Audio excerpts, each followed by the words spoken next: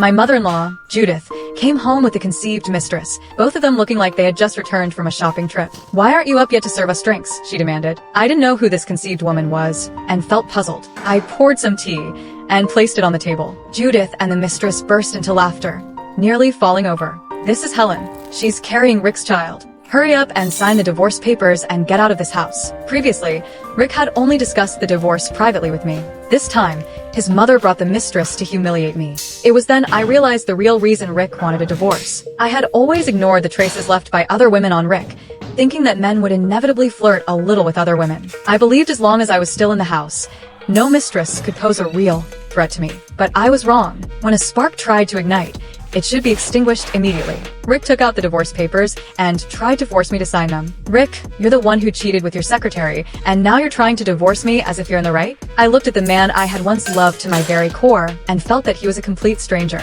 "I'm not like you. I'm prettier than you.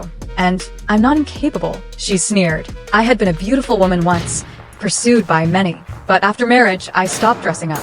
Rick grew tired of me and started to resent me for looking older and less attractive. "I suggest you sign the divorce papers so things won't get ugly," he threatened. "I can agree to the divorce, but you're at fault. Marital assets must be redistributed," I replied. Before I could finish speaking, Judith slapped me across the face. "You're married to my son for 5 years, and you never became conceived. A hen that can't lay eggs is useless. You're a worthless woman," she spat. "The Clinton family needs a son to carry on the family legacy. You should have left this house long ago." My face burned with pain. It turned out that not only Rick, but even Judith had known about his affair with the mistress. The mistress, Helen Milton, smiled sweetly and chimed in maliciously.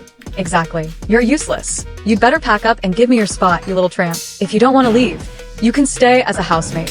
You can serve us. Such a job would suit you perfectly," she added. I looked at the three of them in front of me. They were so vile, so united.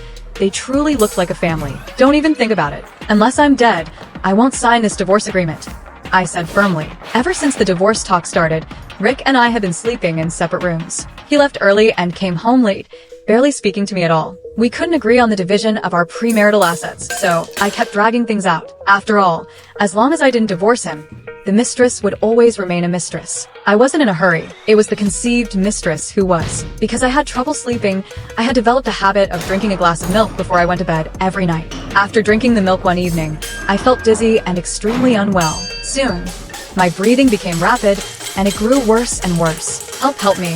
I tried to struggle, but my body wouldn't move, as if I were sinking into quicksand, gradually becoming paralyzed. In my haze, someone approached me and squatted down in front of me. "If you had just signed the divorce agreement earlier, this wouldn't have happened," said Rick, showing no guilt. He dragged me off the bed and toward the kitchen. "Laura, this is all your own doing. Don't blame me," he said coldly. "How silly," said Helen, gloating. "You're a worthless woman and you still dream of holding a place in the Clinton family? What an idiot." Rick closed the doors and windows as I looked at him in despair. They turned on the gas, trying to make it look like I had passed out and died from a gas leak in the kitchen. My vision blurred, but the sounds around me grew sharper. The only thing left was the television in the living room, playing a finance news segment. It was an interview with a major investor. "The previously sluggish real estate market is about to see a bull run. Several stocks have already achieved